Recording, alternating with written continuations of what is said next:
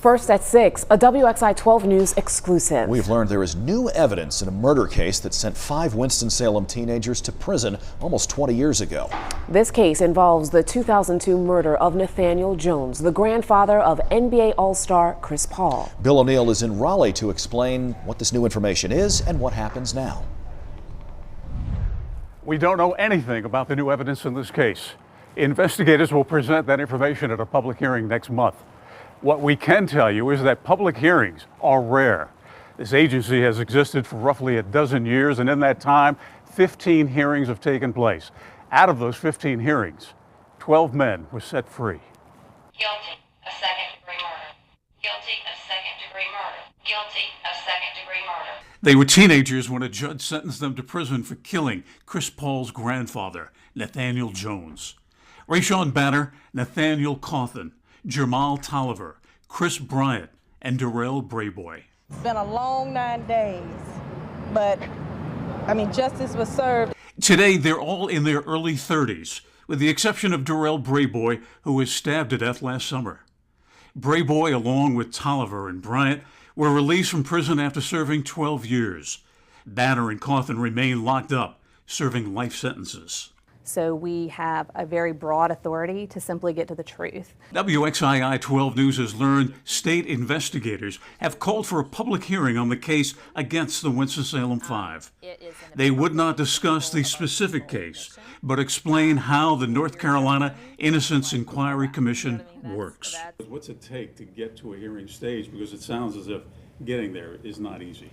It's not easy. So we have a very rigorous review process. We're looking for something new, and that new evidence has to be credible and verifiable. The new is the big deal, and then once we have something new, it's really trying to figure out whether it's credible, verifiable. We don't know what's new in the case against the Winston-Salem Five, but investigators say typical evidence in these cases involves DNA, fingerprints, a recanting witness, and possibly a new witness coming forward.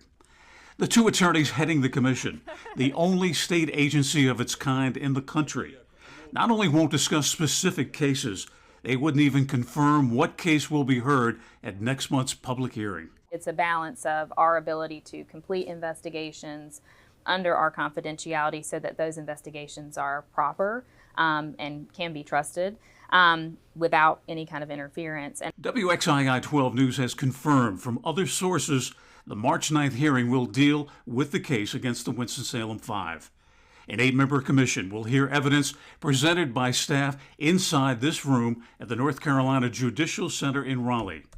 Winston-Salem attorney Michael Grace, a member of the commission, tells WXII 12 News he has recused himself because of his personal relationship with the victim's family. During the hearing, witnesses will be called, including those convicted of the crime, as well as the victim's family members.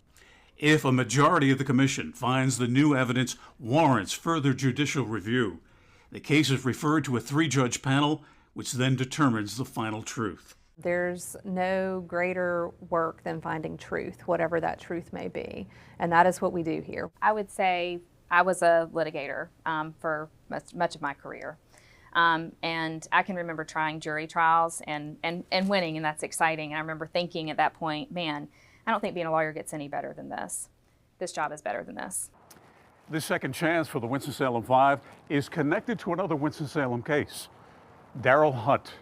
When Darrell Hunt was released from prison after 18 years for a crime he didn't commit, lawmakers decided they needed to take action, and they launched the North Carolina Innocence Inquiry Commission. In Raleigh, I'm Bill O'Neill, WXII 12 News. Charles Paul is the son of the victim in this case. Mr. Paul tells WXII 12 he was surprised to learn about this upcoming hearing. He says he is praying for everyone involved, including the young men who have been convicted of killing his father and their families. That hearing is scheduled for March 9th of this year.